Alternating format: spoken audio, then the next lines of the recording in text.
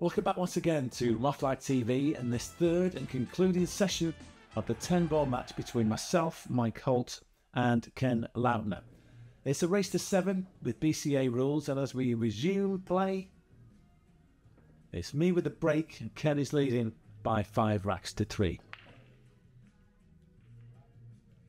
So that break looks like it's coming up dry, but I've not left a shot on the 1, so will probably be a push out here from Ken. Bit of the rest of the layout, everything is in the open. The 7 looks a little bit tricky. Won't go in the side pocket, won't go in the top right, but it will go in the bottom right. So if you can get nicely on the 6, that offers a nice connection to the 7. But in order to get on the 6, you want to try and get the cue ball somewhere over by the 7 so that you could shoot it in that top right. So that could be the difficulty here when it comes to running this rack out. So here's the push out from Ken. And he's actually chosen to put the 8 into the mix there, trying to just prevent an easy run out. But the 7 still passes the 4. Calling the bank with this 1, you'd have to drive this, cut it slightly on the left side of the 1 as you look at it, and drive it quite hard into that rail to try and get it to square up the angle. Slightly awkward bridging there. I'm struggling to get comfy over that 6 ball. Didn't quite cut that enough. You know, the full ball hit on the 1 just came about a diamond short of the pocket, but no particular damage done. I don't think that combo's really worth going for. 1-5. Well, he is looking at that right now. If they were playing it, you'd be playing the 1 on the right-hand side, and that after making contact with the 5 will definitely go down table, whereas the cue ball is going to go up table, so you've got quite a bit of separation between the 2 balls, and you may not get a shot on the 1 afterwards. So what kind of safety is available? Let's see what Ken comes up with.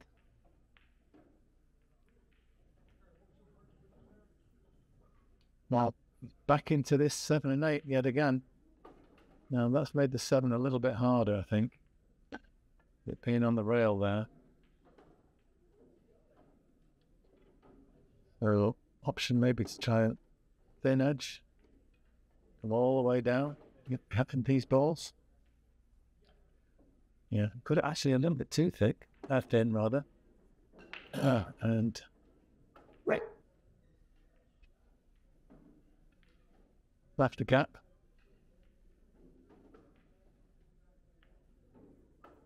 Trying to use the 5 to cover the 1. I do believe it's leaked out. I think I could just do a very thin edge on the 1, put down the 6, and just get the cue ball the other side of the 6. It's not particularly challenging hit. It would just be a 1-rail kick for Ken. But it is pretty much a guaranteed hook.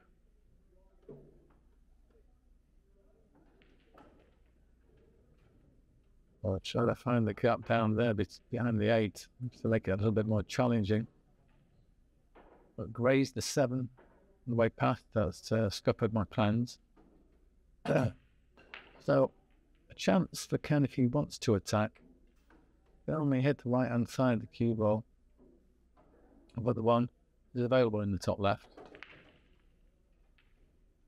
But he played a safe. This keeps rolling would have been good.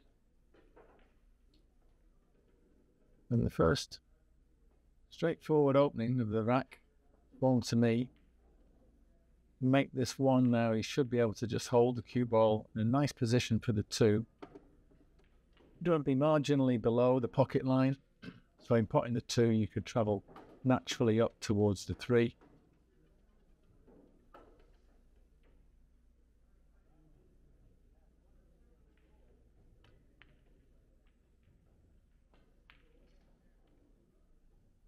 slightly hurried delivery, I think, there. It's all about that final backswing and then the push forward of the stroke. And I think the more slowly and deliberately you can draw the cue back into that final backswing and then a little pause and hit, but that all just seemed to be a little bit quick. And let's see what Ken can manage here. A slightly more challenging pot from the one I just missed. He stuns it. He had a chance to get shape on the 2, but and also not quite finding his stroke as yet in this rack.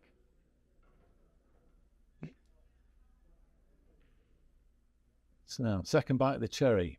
Quite a lot easier than the last shot I tried, and just a little bit of backspin and maybe a trace of left spin. I'm going to be on the 2, but on the wrong side of the pocket line, so cue ball's travelling away from the 3. You could just play out off that long rail on the left and try and leave yourself the 3 in the top left pocket. The 4's simple to get on with it being over the hole. A little bit pacey. Would have liked that 3 to be a bit straighter than this. But a nice gentle stroke. You can avoid any problems with that side pocket with the cue ball.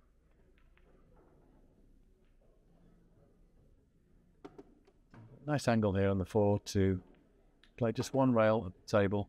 I think is with the 6 where it is, you'd actually want to have the cue ball almost where it is now. Maybe a little bit straighter on the 5 would be ideal. You want to try and be able to get over behind the 6. Well, what was I trying to do there? Maybe trying to split up the balls on the rail. I'm not sure that was the right way to go about this rack, because actually everything goes. Actually the 7 doesn't, but if you take the 6 first, then the 7 would go in the same pocket. That would be a bit tricky though, getting from 6 to 7 that way. So I'm trying to cut this in, top right.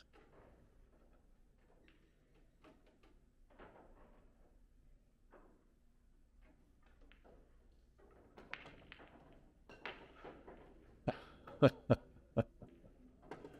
it was a nice pot, but I think the English did not work as I intended it.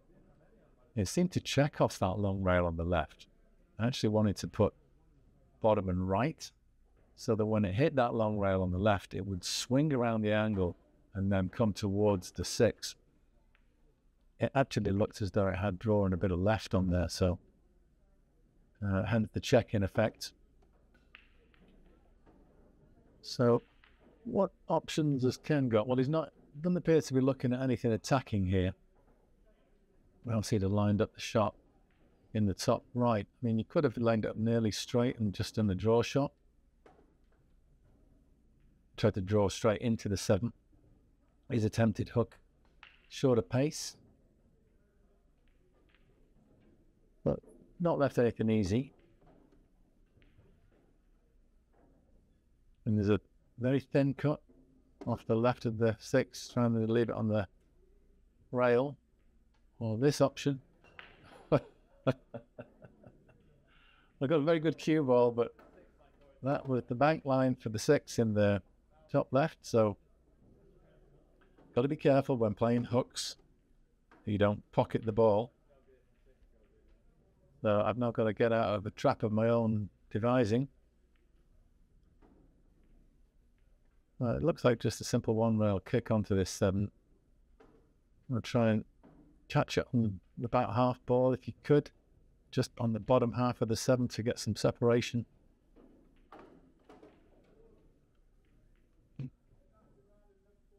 Or you could just play a dead weight pace shot to, oops, just to rest on the 7. That was another option, but missed the 7, scratched.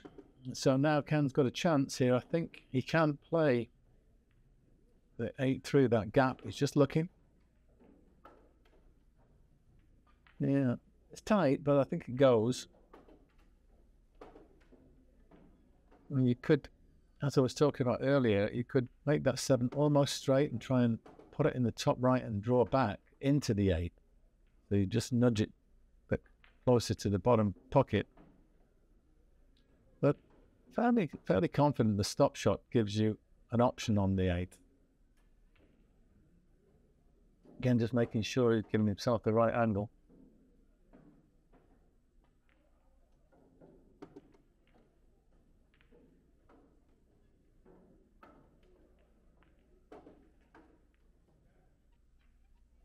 And so he's left this angle intentionally.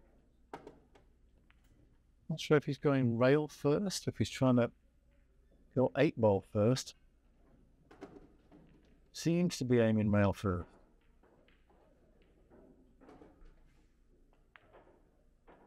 Well, you hit the 8 directly, but you just put it to the left-hand jaw there on the short rail. So great chance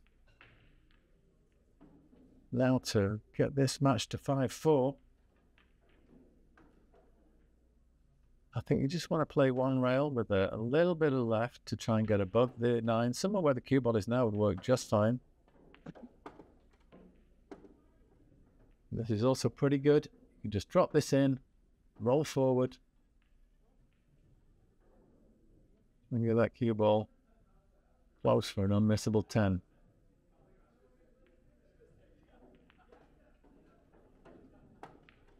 And that's the way it's going to go. So I will have the break in rack 10 with a chance to level up the match.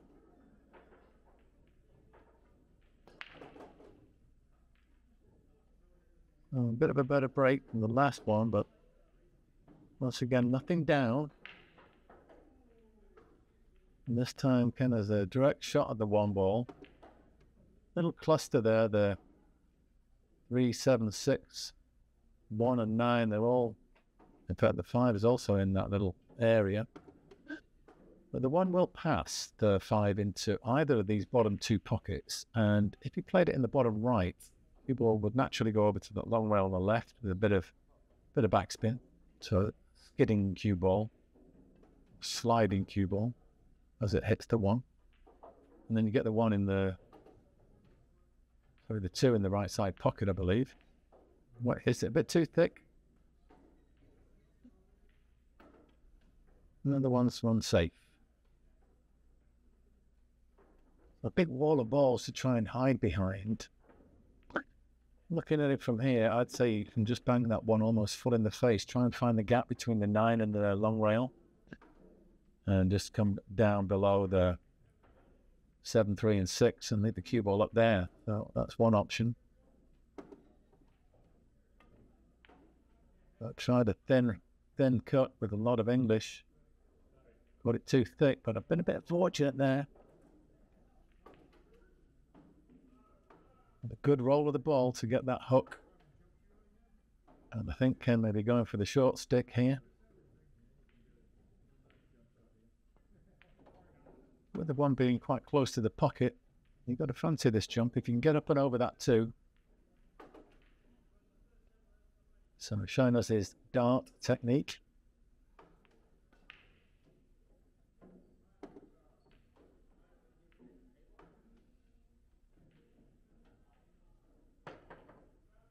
Well, we've got nice elevation, but caught the cue ball on the left side. I think previously when I've seen Ken doing some jumps, he's had that same thing where he's been off to the left of his aim point. So maybe he's just hitting to the left of center on the cue ball. So all that left spin will cause like a little swerve effect as soon as it bounces on the cloth and got something to grip onto. So that could be something to practice, because that jump shot is an increasingly important part of the game of pool these days.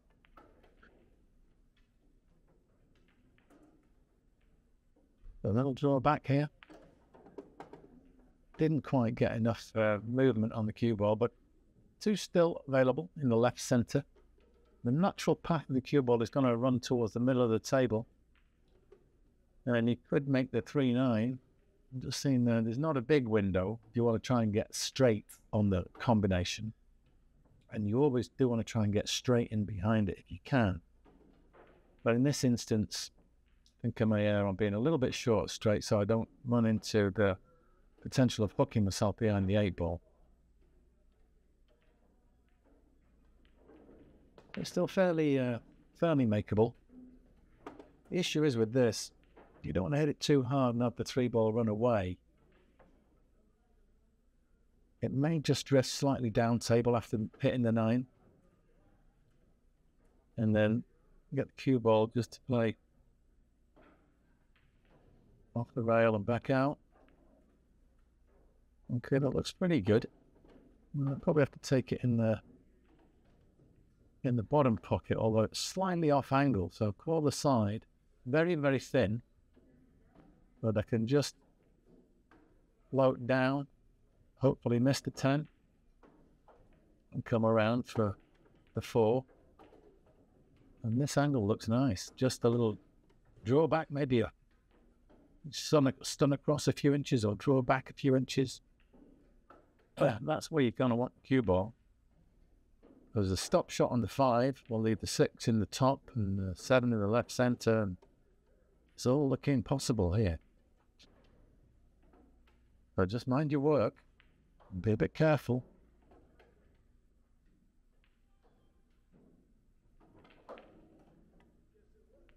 That looks pretty good. Just checking to see exactly where I want to be. If you went slightly past the pocket line, you could draw back for the 7 in the same pocket as the 6. Or if you're slightly short of the pocket line, you could play for the 7 in the left center. Let's see where I finish up.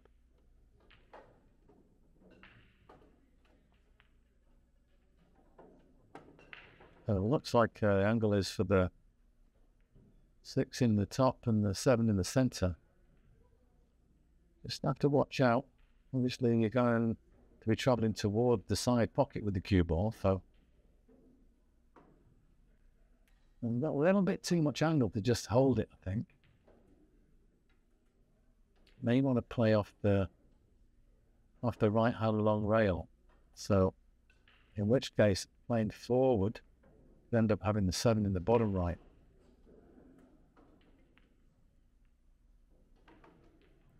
Well, that's okay. It's worked out just fine for the bottom left.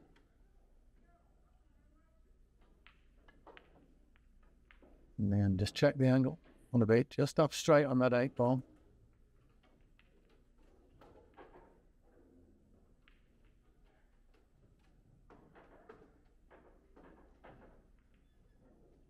That's the crucial shot.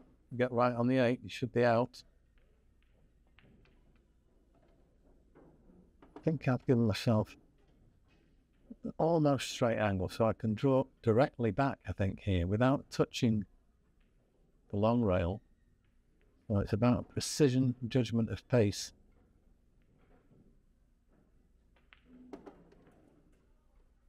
I'm happy with that. So this simple 10 to level up the match. 5 racks each.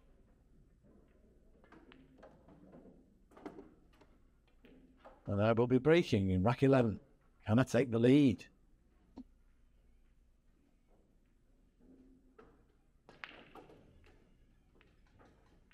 So one of the target balls has dropped in the side pocket, but no chance at the one completely snookered on it. So it's going to be a push out. And left, jump to the pot of the 1 ball here. So I think Ken's reaching for his jump stick.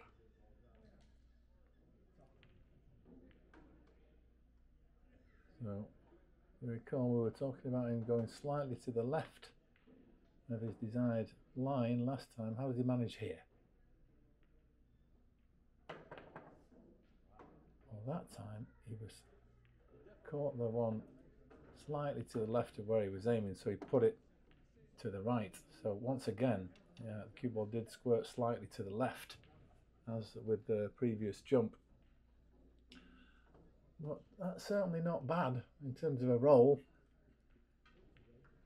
Put me on the 1, and it's quite difficult to get access to this. The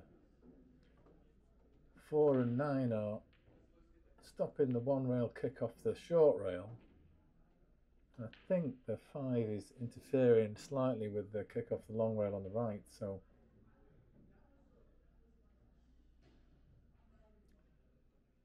Yeah, there's perhaps a two-rail hit here with a lot of left-hand English.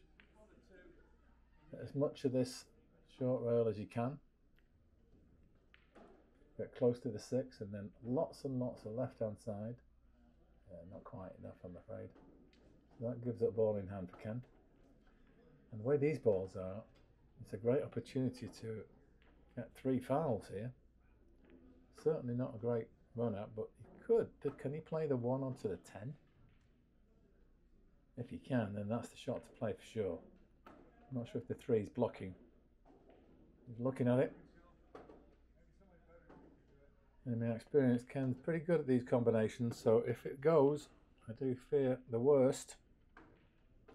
But the fact that he's hesitating means that it might be tight. Yeah, I think the best option here is probably to go for the 3 fouls. It's quite a straightforward snooker. If he pushes this forward, he can just nestle into the 9 ball. And this time, if I miss it, the 110 awaits. They're quite shrewd. Play it like that. Yeah, I think it's a 1 rail kick here to try and make the 10 yourself. Coming into the 1. But what you cannot do, you cannot afford to miss the 1 ball, because that would be loss of game in the proximity of the 1 and 10.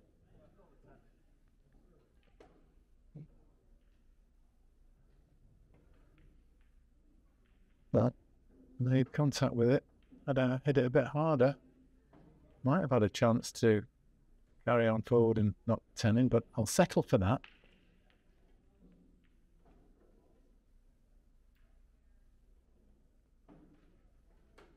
I don't think that one has a pocket, so he could be just trying to play another safe here.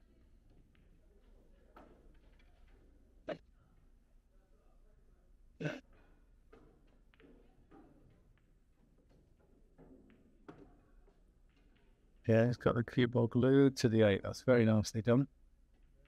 The one just making it to the rail. No, it's 2 rails with a bit of right-hand English. Oh no, I've chosen to just sink the 10 instead, so that gives him ball in hand, but it does put paid to any early 10s that might be going on.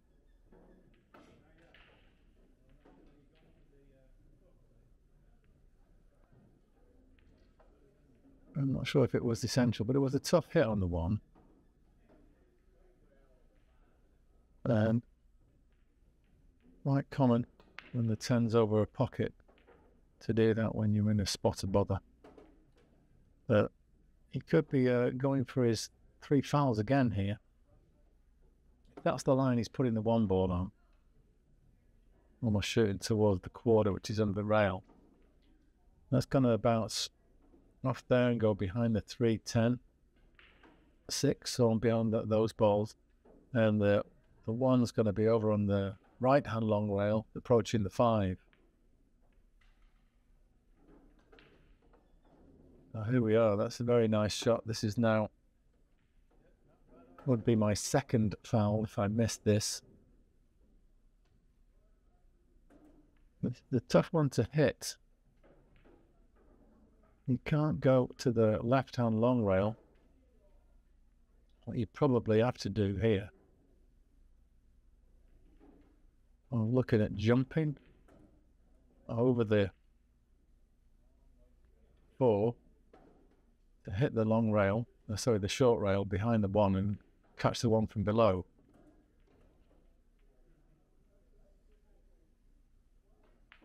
It's not a bad option.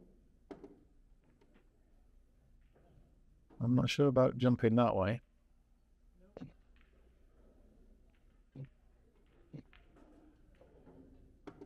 I've gone back for my playing stick, so I think I can play this now with swerve, and that will put a lot of left-hand English on the cue ball, calling the 1 in the bottom right.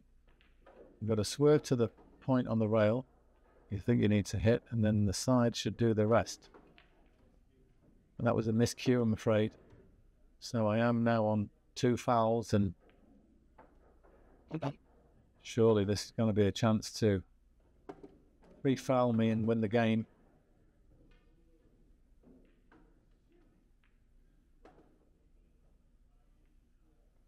And just looking at the best way to go about it.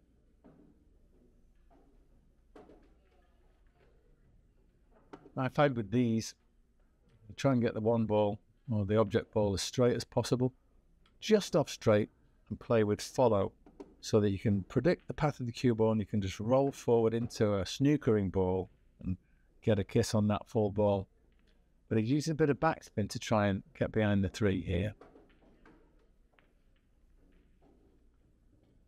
And I think that's just peeped out a little bit. It certainly has, yeah, there's a gap between the 3 and the 8. So a reprieve. And it has to go down as a slight error from Ken. There was an easier way to get that hook, I think. Having said that, I potted the one and hooked myself. But the immediate jeopardy of the 3 fouls is over. Gone for the jump stick, I think. Try and make this 2 in the side pocket. Position of these balls. We're just talking there about the snooker. If he'd have just put the one behind the yellow and pushed it up towards the rail, he could have just stuck to the 3 very easily.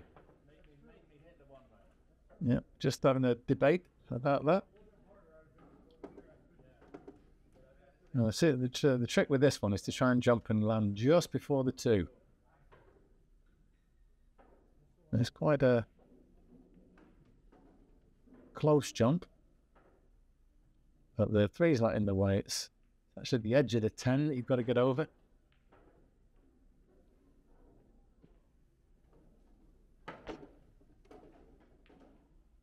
And now it's a bit quick with that, and my bridge hand flew up off the table. Got the jump okay, but the line wasn't accurate. I think I caught just slightly to the right of where I was aiming on the 2, hence the 2 missed the pocket on the left-hand side. But I got lucky as well. Had a good roll. The jump stick's out yet again. So now Ken is looking. They're trying to manufacture some shot to get that 10 ball in the pocket. I think he jumps, catches the 2 extremely thin, and then it lands on the right-hand side of the 10 and directs it toward the pocket. Let's see.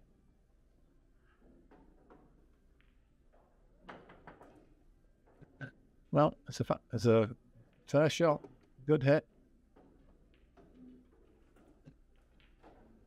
And he's got good separation, not an easy one by any means, but I think I'll go for the cut here in the bottom right.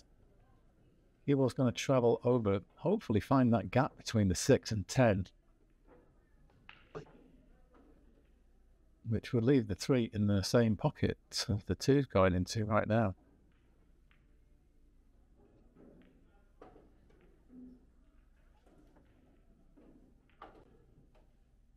Of course, in order to get that, you'd have to play it fairly slow pace. Well, I've called the top right, so am I just hitting this full in the face, driving it around 3 rails, trying to get the cue ball below the wall of balls, like that. Yep, that's worked out okay. I think I was playing 2 and 1, so if the 2 did drop in, I was hoping to still have a shot at the 3. But thankfully the 2 didn't drop, and Ken is in spot of bother. I wouldn't say he's in a pickle, but it's quite a tight jump, again using the dart method, and this is a great camera angle. You could see the full technique. Well, he's just switched grips now, so going with the more orthodox form of jump.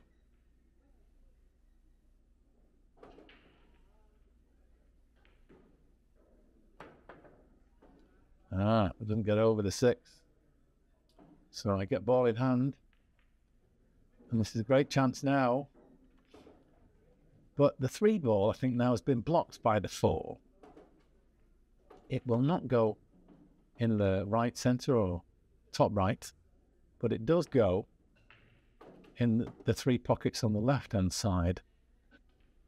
Probably the easiest one to shape for is the top left. So that would mean trying to get the cue ball way down below the 3. Yeah, trying to get it in the bottom left is hard because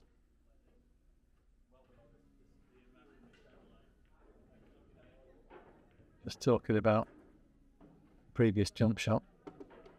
Yeah, but that 10 where it is, it's a big obstacle to try and get on it in the bottom left. And you wouldn't try and play shape in that left middle because it's quite an oblique angle.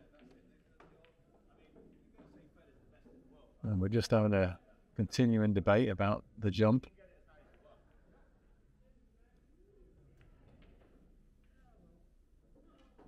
So yes, how to get below the 3? Well, there are 2 options, backwards or forwards. Play backwards, you give yourself a little angle similar to what I'm playing with my tip there, bit of bottom and left. Try and come all the way over to the long rail on the left-hand side, just past the side pocket. Or this way, when you're going forward, or am I going forward? Am I going to use backspin on this? Give myself the angle to try and just draw into that left-hand long rail. Yeah, to play forward through here. You could make the long rail on the right, and then you'd have to be trying to miss the 8. And that's what I'm trying to just get above the 8 here. Oh no, that is not it. Straight into the 5, but have I been fortunate and left a gap? Well, I think I can hit it, but I don't think I can pot it. So I'm just looking here at the angle to bank this 3 in the top left. I'll call that pocket. And the cue ball will be going across to the left-hand long rail and then back over to the right. So should hopefully get a snooker if I don't make the 3, but that's looking close. That's all the way in, and look at the shape for the 4. And that's one for the highlight reel, I think. And now, a great opportunity to press on and take the lead in this match.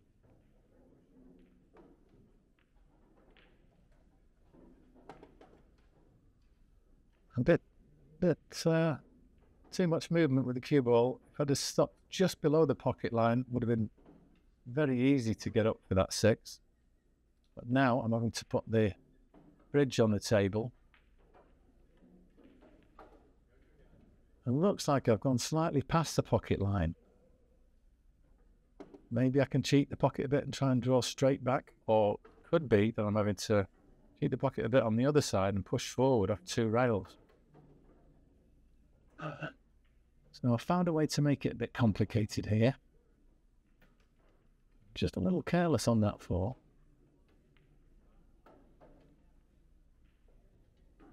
I seem to be going below centre, so just a straight draw back. Yeah, and I've still got a shot on the 6 here, but it's a bit thinner than I would have ideally wanted. It was travelling away from the 8. I don't think you're going to collide with it. But you're going up towards the top cushion, so you could try and do a slow draw and leave the 8 in the bottom left, or just let the cue ball roll, go up table and then back down.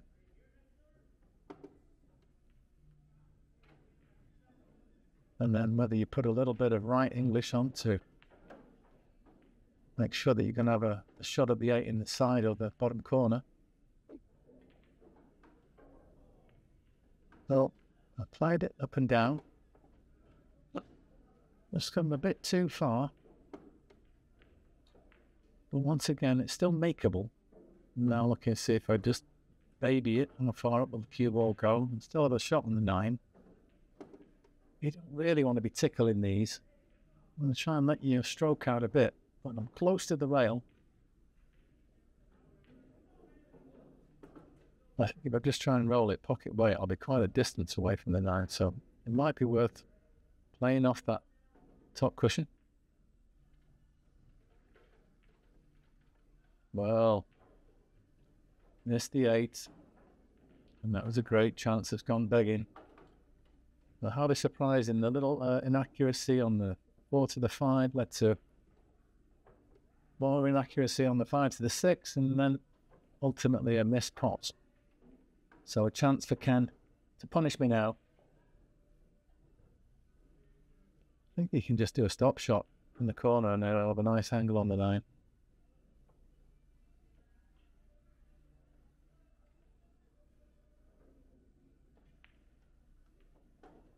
Yep, nicely done. And this is the shot for the game. Make this 9 and get on the 10.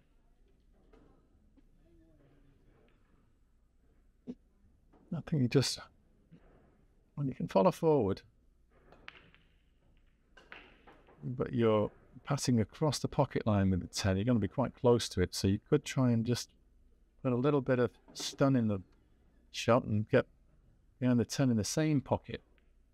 I think he's playing the forward 2 with a bit of top. But he had a bit of left English on. But that's not an ideal cue ball, I must say. Very tough shot now. Under the rail.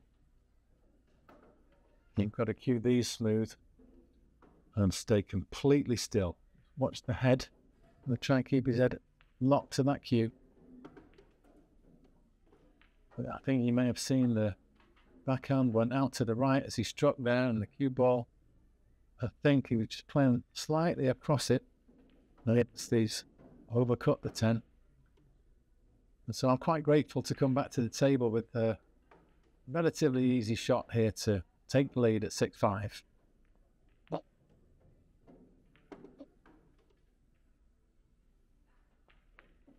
So I get the reprieve and I get the lead at 6-5, and I'm on the hill. What kind of a break have I managed? Well, it's a dry one. I think I've just left the thinnest of edges available on the 1.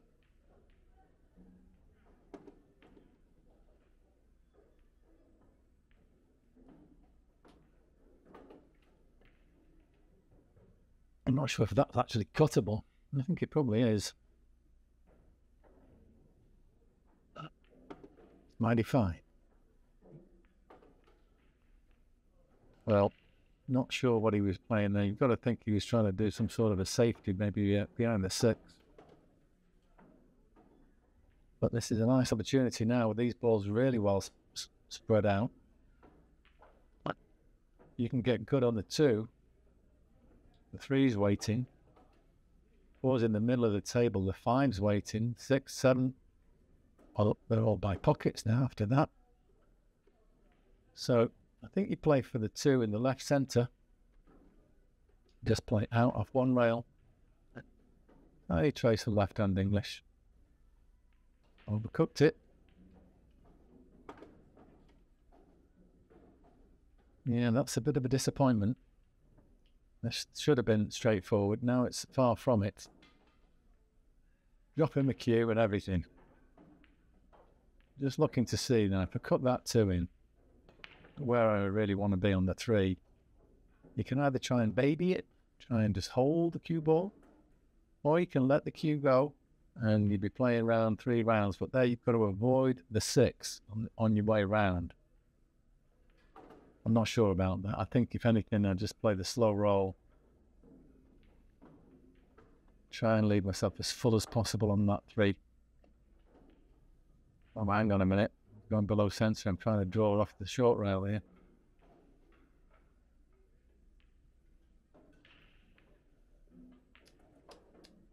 Dear, oh dear. What a let-off. Missed the pot.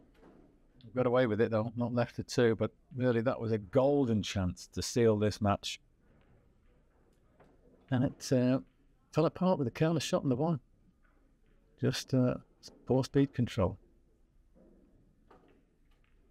So this game, it's actually not the difficult shots, it's the easy shots. If you can make sure you get all of them, you'd be a difficult guy to beat. He's trying to start hide behind the 6 again, and he's got the kiss, so he's not managed it. What kind of attacking option exists here? Well, you could go for the thin cut in that left centre. Cue ball's going to come round 2 rails and be somewhere on that short rail, you'd have thought, with probably a shot on the 3. And if you miss the 2 too thick, it's going to go down. It might kiss the 7. You miss it too thin, probably be a long shot, maybe past the 10 into the bottom left. So let's see how I manage this. Well, I've just banked the 2 down the table, trying to hide the cue ball. And I do believe I've got the hook. I don't think there's a gap between that 3 and 5.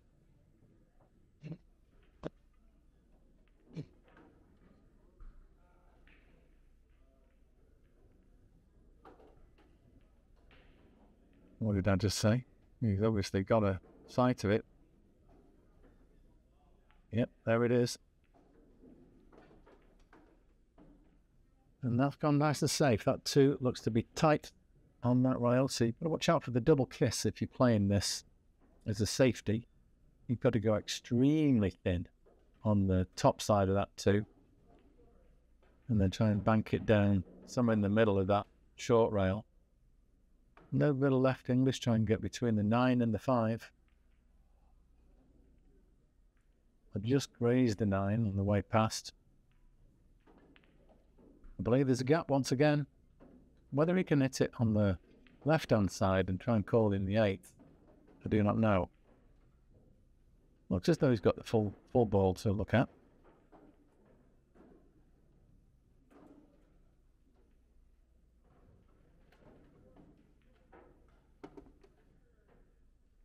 Well, it was just trying to safe, and that's gone wrong. So another golden chance. Slightly off angle on the 2, so you'd be playing this with a bit of top and right hand English. And get the cue ball to flick above that 7 off the long rail. Just checking to see where I need to be on the 3. Ideally, you'd want to try and get up and above the pocket line, but I hit this too hard.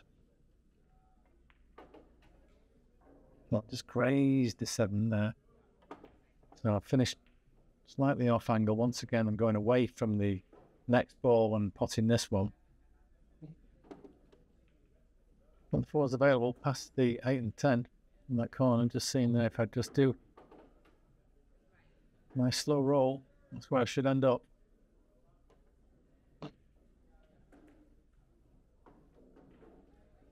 And then with stop shot on the 4, he'd be perfect on the 5 with the 6, 7, 8, everything waiting.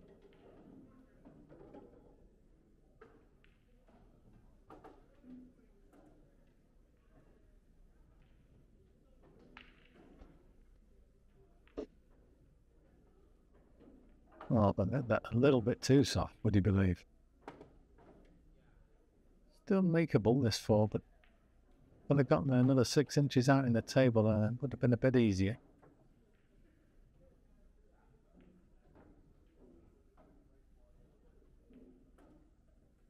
But I think I'm trying to just float it in.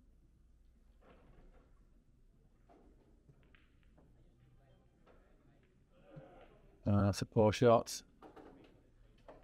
Once again, caused by slightly deficient shape in the previous shot. Made that 4 a bit harder than it needed to be.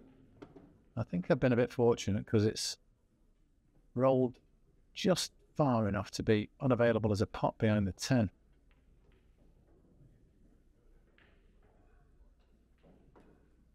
Okay, I'm just studying the position here to see what options he's got. And you could call the 10 in the top left. Kick at that 4 from below and try and get it to, yeah, that's what he's doing. Combo the 10 up the rail.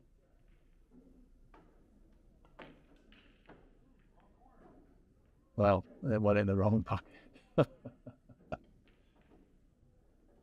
Well, nice chance has come back to me yet again. 4 is straightforward. In the bottom right, I've got the perfect angle. Just to stun out a little bit and have the 5.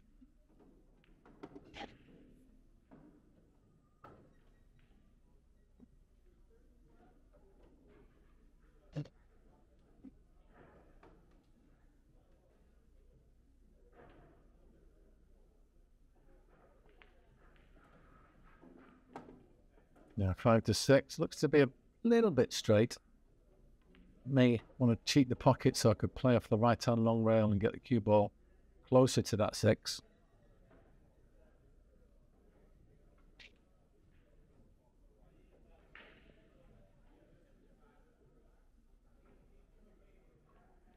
Going below centre, so just drawing back. Just a fraction. The cue ball's travelling a bit more than I would have liked here. But it's a straightforward pot. You can just gauge the point on the right hand long rail that you want to strike. I'd suggest somewhere near the 3rd diamond from that top right pocket, or maybe in between the 2nd and 3rd diamond.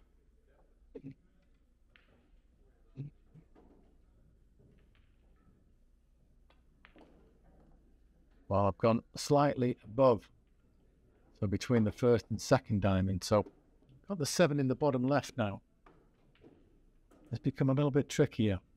And if I've got the right angle, I might be able to just roll it in and get to the, I'm looking short side. I was going to say get to the long side, but I'm looking short side on the 8. So obviously I'm not the ideal angle. Pretty straight on this 7.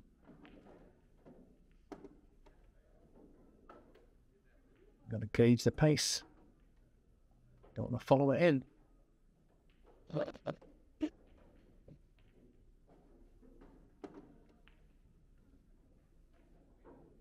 Yeah, look at this. Yeah, it's all gone wrong, I'm afraid. And that was a direct result of finishing straight on the 5, leaving yourself too far from the 6. A lot to do to get on the 7. So again, it was a very simple shot, very simple indeed, that went wrong. But not by much, a fraction of an angle. And that's 5, just shows you. It's all about precision on the simple shots. So, bit edge here, try and snooker him behind the 9.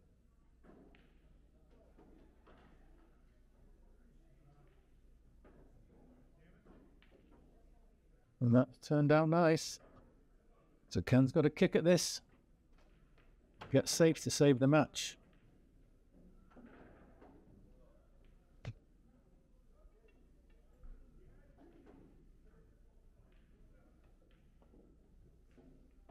Good hit.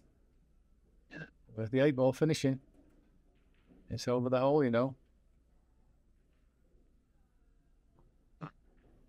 No. How to play this. Just lately I've been using drag quite a lot, and I'm looking at this and thinking I can just play a drag shot.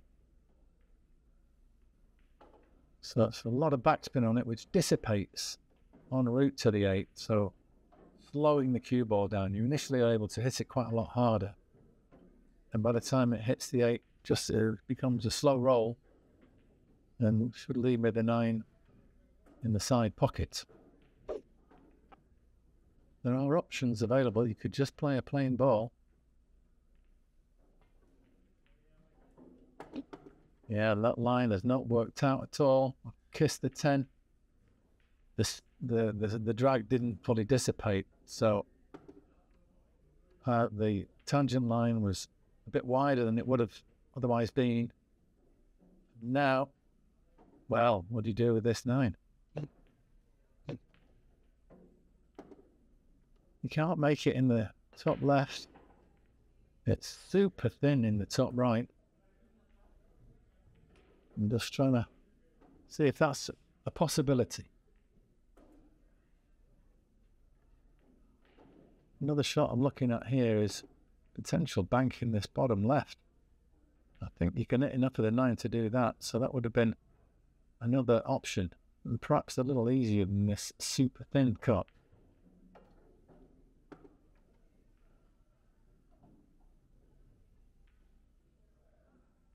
I'm now looking at banking it in the bottom right, I think.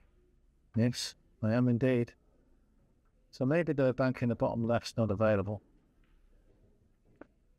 But you've got to cut that past the middle diamond of the long rail, of the short rail, top cushion. So I believe there's actually a nameplate where that diamond is, but you get the drift. somewhere just past the middle of the long route, of the short route. Oopsie daisy. That's not the way to do it at all. That's how you give the game away. Miscued it, jumped over it. And so, folks, we're going to have a hill decider. Relatively simple 2 balls to dispatch for Ken to level at 6 each. And I'll be left ruining my opportunities. I had several in that game to seal this matchup 7-5. The lesson I'm going to take away is got to be a lot more careful on the simple shots. Ken pots this 10. Just resetting.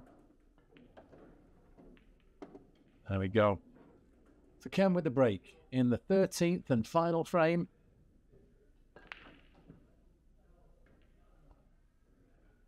Looks like the 3 might be going in. It is indeed. So the 3-railer works out for once. Gonna drop this 1 in the bottom left pocket. Almost, but not quite. The 1's gone safe. And it's pretty close to the rail there, so not sure I can bank it back and try and make the 10.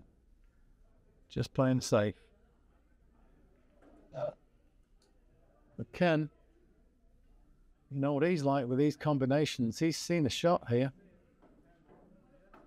He's called the 10 in the bottom right. And that's the point he wants to hit the rail after making contact with the 1. So playing the 1, like 3/4 ball on the right-hand side as you look at it, with a little bit of left English on the cue ball. And as I've mentioned previously, Ken is quite adept at these combination shots, especially when it comes to the money ball.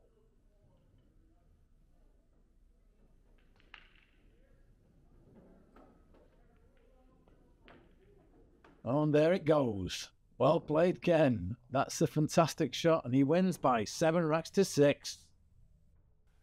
So if you enjoyed that video, please smash like and subscribe and share this video with your billiard-loving friends. And we look forward to seeing you back here on Mothlike TV real soon.